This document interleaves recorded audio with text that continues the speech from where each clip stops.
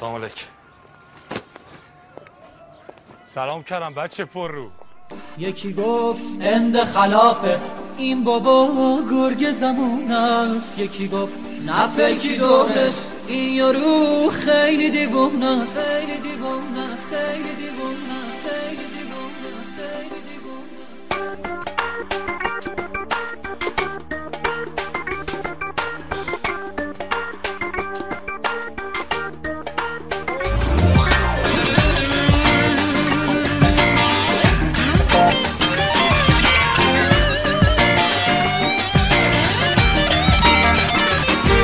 گفت اند خلافه این بابا گرگ زمان است. یکی گفت نه بلکی دورش این یارو بابا خیلی دیوونه است. یکی گفت نه پریبان این یارو خراب ذاته واسه دولت کی زیونه کلهم دام بساته.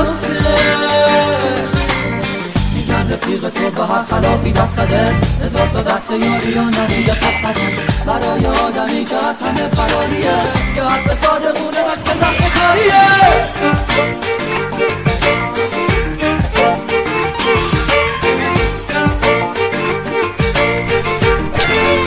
یکی گفت چشماتو واکن توی دام اون نگو. یکی گفت اند خلافه این بابا گرگ زمون است. نه بلکی دورش این یارو بابا خیلی دیوونه است. یکی گفت اند خلافه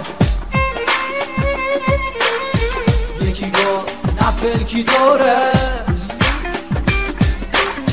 یکی گفت اند خلافه این بابا گرگ زمون است. یکی گفت نه پلکی دورش این یارو بابا خیلی دیوونه است.